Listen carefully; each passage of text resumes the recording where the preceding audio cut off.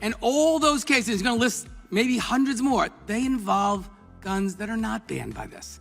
I can invoke additional powers. No constitutional right, in my view. They say that when we argue for removing weapons of war from the streets of America, we're actually telling them to repeal the Second Amendment. The right to keep and bear arms shall not be infringed.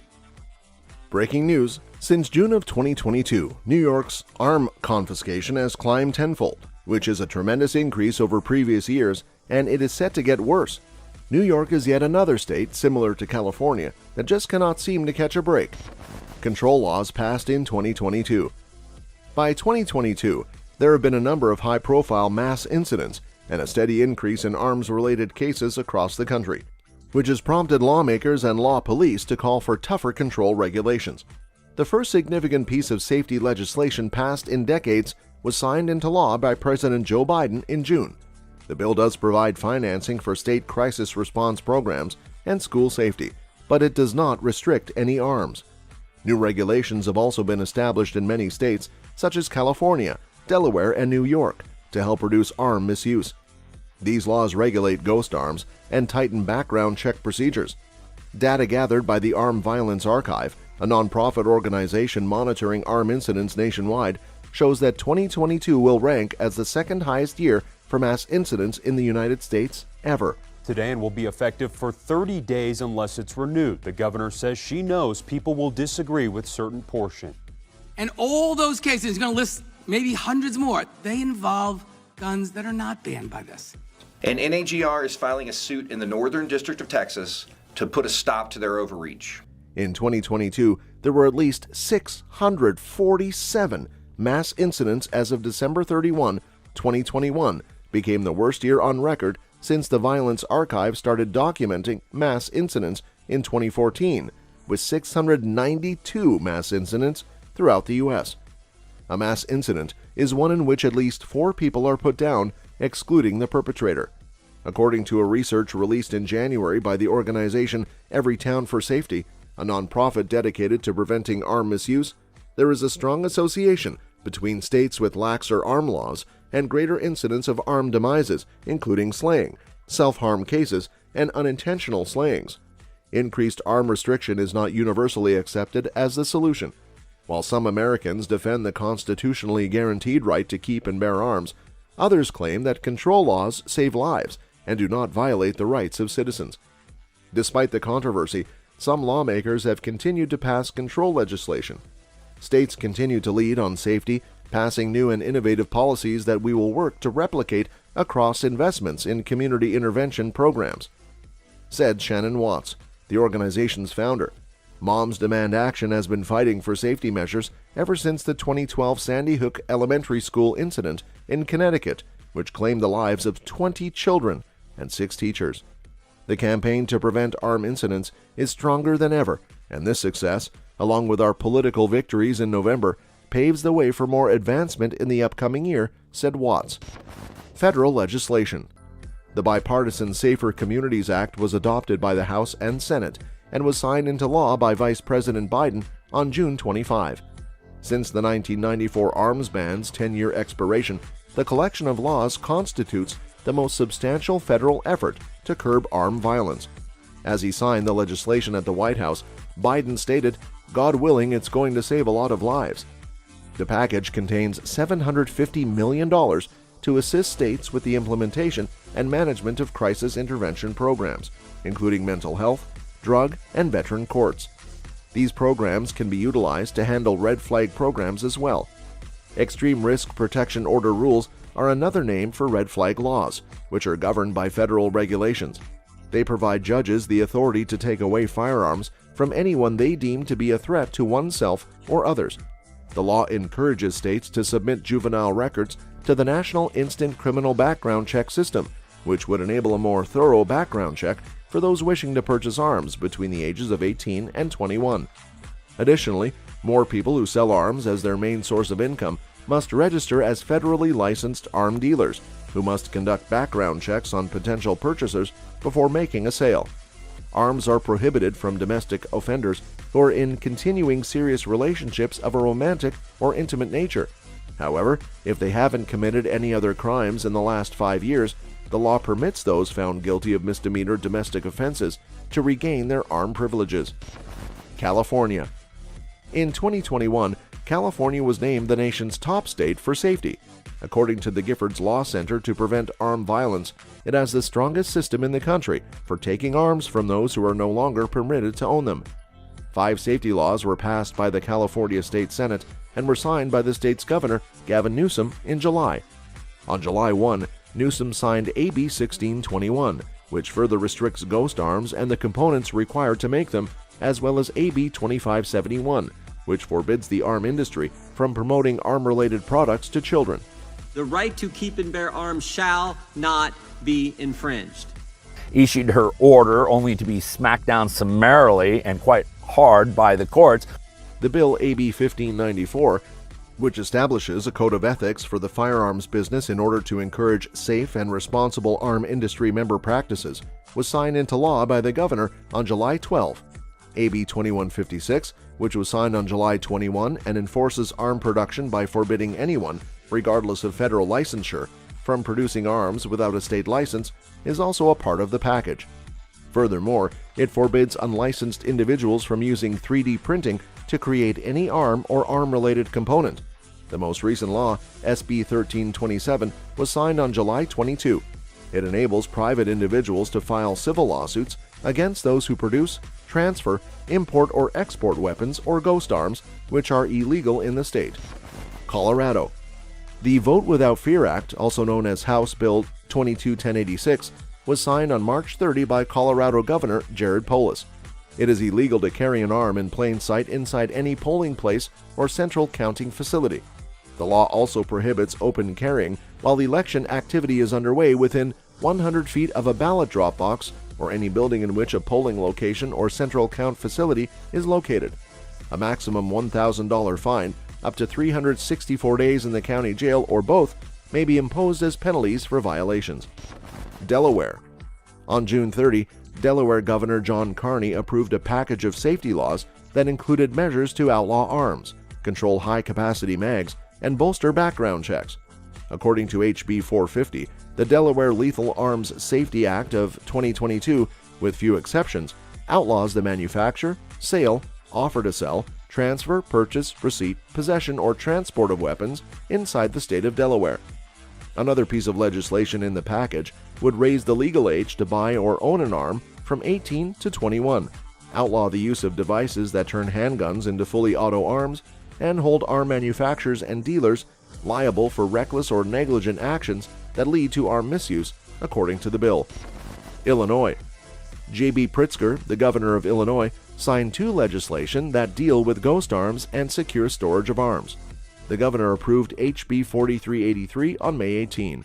It forbids the sale and ownership of ghost arms and mandates that all arms be serialized so that law enforcement may more easily track them down.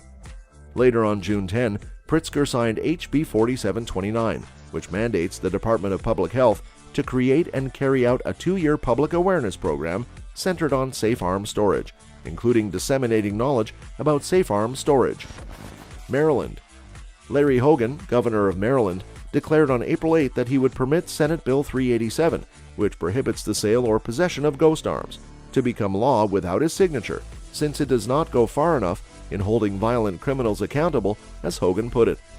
After receiving bipartisan support, the bill became law on June 1 and broadened the definition of arm to include an incomplete frame or receiver. It mandates that the Secretary of State Police maintain a system for registering firearms imprinted with serial numbers, and it prohibits a person from purchasing, receiving, selling, offering to sell, or transferring a unfinished frame or receiver or an arm unless imprinted with specified information, according to the bill. The governor must also set aside $150,000 in the state's annual budget to pay for registration proceedings, according to the statute. New Jersey. 6 of the 7 safety laws Phil Murphy, the governor of New Jersey, signed on July 5 were part of his Safety 3.0 package, which he had presented to the state assembly in April 2021. According to the bill, the package contains legislation that would enable the state's attorney general to bring legal action against arm industry players for infractions resulting from the marketing or sale of arms. The assault weapon ban does not ban handguns.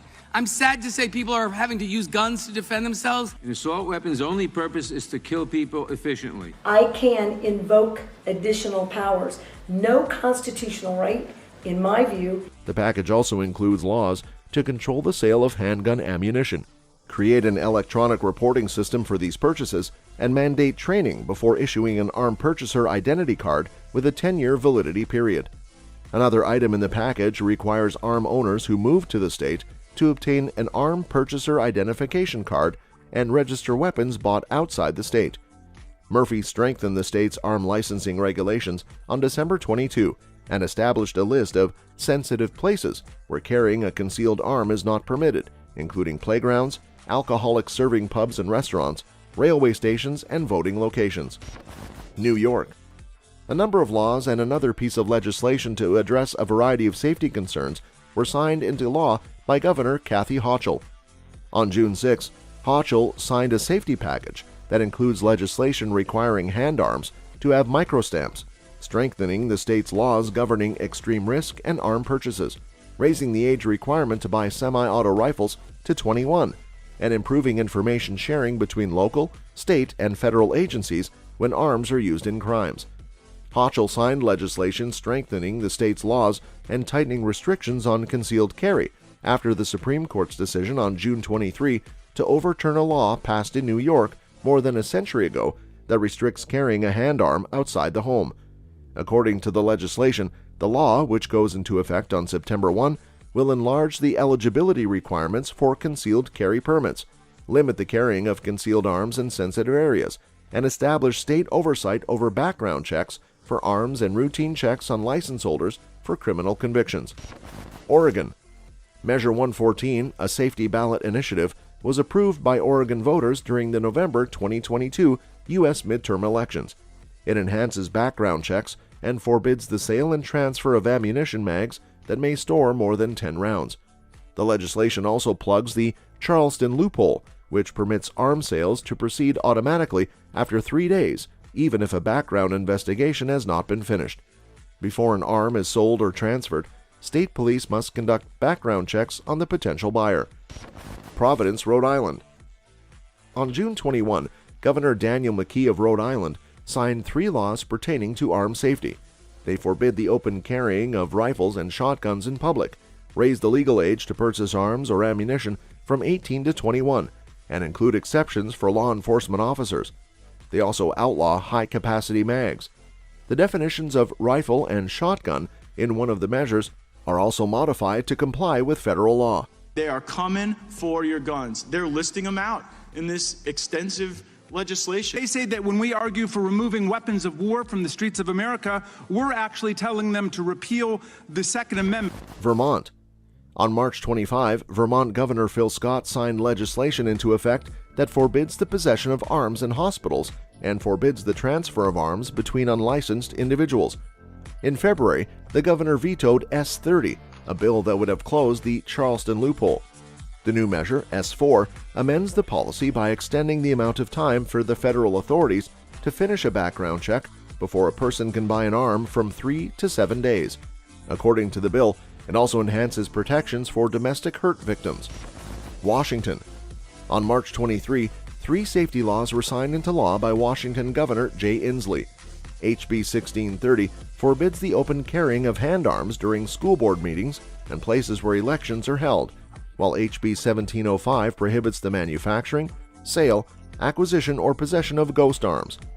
High-capacity mags, which are described as ammunition feeding devices with the capacity to accept more than 17 rounds of ammunition, are prohibited by the third measure, SB 5078.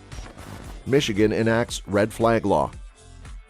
Legislation allowing judges to order the temporary confiscation of arms from Michigan residents deemed to pose a risk to themselves or others was signed into law by Governor Gretchen Whitmer. The Extreme Risk Protection Order Act, also known as a red flag law and already enacted by 20 other states before Michigan, is the third and final piece of a 3-part set of control laws that were unveiled in the immediate wake of the incident on the campus of Michigan State University on February 13 that claimed the lives of 3 students and 5 others injured. The 4 bills Whitmer signed would enable law enforcement, medical professionals, family members, guardians, current and past romantic partners, and police to ask a judge to take away a person's arms if they are thought to be at risk of using them. Before signing the legislation, Whitmer said, "With extreme risk protection orders, we have a means to step in and save lives." At a bill signing in front of the 44th District Court in Royal Oak, Democratic state leaders praised the efforts of survivors of armed tragedy, lawmakers, and lifelong campaigners for the measures they had worked so hard to get passed. On the grounds that it infringes on the right to bear arms guaranteed by the Second Amendment, law enforcement personnel who have said they won't enforce the law were likewise forewarned. Sheriff Mike Murphy of Livingston County has declared he won't enforce the new regulation. Attorney General Dana Nessel said, "Let me say this loudly and clearly. For those who are in law enforcement who refuse to enforce these important orders, I will make sure that I will find someone with jurisdiction who will enforce these orders."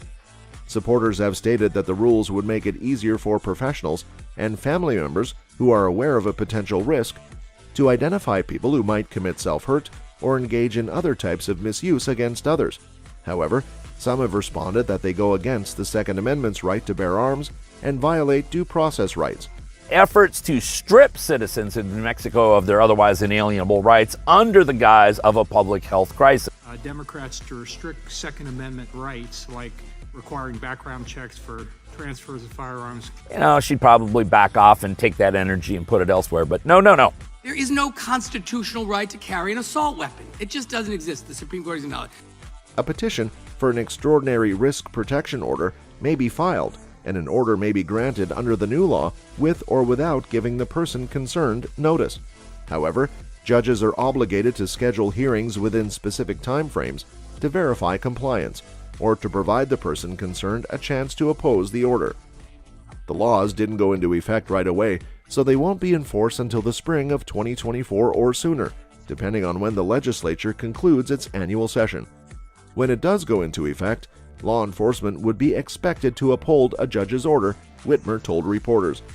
Before running for governor in 2018, Whitmer served as the prosecutor for Ingham County. Every prosecutor has taken an oath to uphold the laws of the state of Michigan, and that's the expectation, she added. Kim Worthy, the prosecutor for Wayne jurisdiction, noted that education on how to apply the legislation will go along with the law, at least in her jurisdiction. Judges, prosecutors, police, and sheriffs are among the people Worthy wants to be sure understand what this means, what it can do, and what we can do with it. Republicans and Democrats expressed some reservations about the proposal when it passed through both chambers. The Republican minority opposed the bills largely because they believed there was a lack of due process for people who might have their arms seized. There was no psychiatric evidence required to support an order. It was possible to forum shop by filing the petition in any circuit court in Michigan, regardless of where the defendant was located, and there were general concerns about the law's violation of the Second Amendment right to bear arms. Lawmakers included language requiring a demographic analysis of the bill's applicability after several Democrats expressed concern that the law would be used to target minority neighborhoods. Although police associations have generally supported the bill, many police departments have expressed concerns about the strain it places on officers, who will primarily be responsible for upholding court orders. How the red flag law would work. A complaint made by a relative, current or former partner, law enforcement or mental health or medical professional would need to demonstrate by a preponderance of the evidence that the offender poses a considerable risk under the law approved. In the event of an emergency hearing, the standard for securing a confiscation order would be raised, requiring clear and persuasive evidence. If a judge determines that an extraordinary risk protection order is necessary, it must forbid the purchase or possession of arms and force the return of any such arms or unused purchase licenses. Worthy claimed that her county has a laundry list of instances in which crimes would have been avoided if a red flag statute had been in force at the time. She pointed out that the law might have helped to stop the slaying of 3 people at a Detroit gas station on May 6. After his card was refused for a $4 purchase and the clerk shut the doors when he tried to leave with the things, Samuel McRae, who has been charged in the event, is accused of claiming the lives of 3 people. McRae's lawyer claimed that he had serious mental illness and paranoid schizophrenia at the time and was on probation for an arms charge. McRae was unhappy at being stuck inside the petrol station, according to his counsel. Worthy said of the red flag statute, "We don't know if the family would have benefited from it.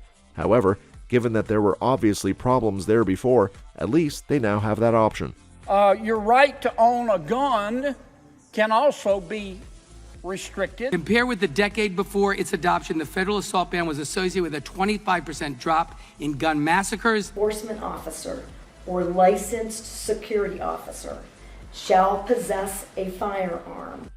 To ensure that all emergency responders are aware that the person shouldn't be in possession of an arm, law enforcement would be required to put the order into the Law Enforcement Information Network and notify federal law enforcement.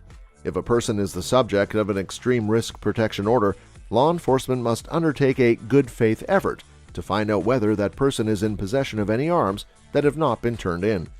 The order would need to be accompanied by hearing dates so that people may contest it and submit requests for modifications or cancellations to demonstrate that they are no longer a risk. An arrest, felony and misdemeanor charges, a finding of contempt of court, or an automatic extension of the order could follow a violation of the order. In addition, felonies are punishable by 1 to 5 years in prison. A first-time offender who knowingly and intentionally makes a false statement to the court would be charged with a misdemeanor and sentenced to 93 days in jail. What's ahead? Other legislation already passed in response to the incident at Michigan State University mandates background checks and registration for all firearm purchases, as well as secure storage of arms in homes where minors are present. This legislation was motivated by the fatal incident on November 30, 2021, at Oxford High School in Oakland County, which left 4 students lifeless and 6 others, including a teacher, injured. State officials have described the 3 policies as a floor rather than a ceiling, but they have been reticent to identify the laws that Michigan will implement next to regulate arms. Whitmer added, "I don't think the conversation is over. Many loved ones, survivors from Oxford and MSU, are present today. I am aware that they want to talk further about what else we could possibly do to keep people safe, and we are always interested in having that discussion." Rep. Kelly Breen, a Novi Democrat and chair of the House Judiciary Committee, predicted that lawmakers will prioritize completing the work of a task group established to address school safety following the massacre at Oxford High School. According to Breen, there may be other control legislations in the works, including measures to ban ghost arms or impose waiting periods before buying arms. But the second-term member claimed that her main priority was identifying programs that have a track record of success. Breen stated, "I'm not concerned about the man who is parading about with an arm merely to say, 'I can march around with an arm.' The kids that have easy access worry me. Concerning those experiencing a mental health crisis, I'm concerned. Concerning the use of straws, I'm concerned." Expanding ERPOs in New York. In recent years, New York has taken extensive measures to expand and increase the use of extreme risk protection orders, commonly known as red flag laws. The lack of due process becomes evident when the person targeted by an ERPO is unaware of the proceedings until someone arrives at their doorstep to enforce it. Furthermore, there is no due process if the individual must appear in court after their property has been confiscated to prove their innocence. Recently, Governor Kathy Hochul signed legislation aimed at further facilitating the issuance of ERPOs by eliminating associated fees. In the past, individuals seeking an ERPO had to go to court, complete an affidavit, sign it, and pay a filing fee of $210. Double down on it and work overtime to strip her citizens of their otherwise inalienable rights. They are obsessed with attacking law-abiding Americans' Second Amendment liberties. This fee deterred some people from pursuing ERPOs due to the financial burden. However, with this new legislation, all fees have been waived, removing a significant barrier to filing ERPOs. The intention behind this move is to encourage more people to initiate the ERPO process, potentially leading to an increase in confiscations. This change eliminates one of the hurdles that may have caused some to think twice before pursuing an ERPO. Now, anyone, including law enforcement, school personnel, medical professionals, or others, can submit an ERPO affidavit without any financial impediments. Once the affidavit is submitted, it goes before a judge, and the targeted individual's property may be confiscated. In our humble opinion, this process lacks due process because the affected individuals are often unaware of the ERPO proceedings until it's too late. If the trend of increased confiscations continues, the impact on affected individuals and their rights could be significant. To illustrate the potential consequences, let's consider the numbers. If on average, 400 people per month lose their rights due to ERPOs in New York, that's 4,000 individuals impacted every 10 months, or 4,800 people per year. Over the course of a decade, this could result in over 48,000 people having their rights restricted, and some may never regain them. This expansion of ERPOs serves as an alternative approach to control when other legislation may be deemed unconstitutional. Instead of passing laws to confiscate arms directly, they are increasing the use of ERPOs, potentially leading to a substantial erosion of individual rights. In states like New York, California, Illinois, and others, there is a relentless pursuit of increased control measures, and they appear determined to employ any means necessary to achieve their objectives. That's all for this video, folks. We'll see you next time.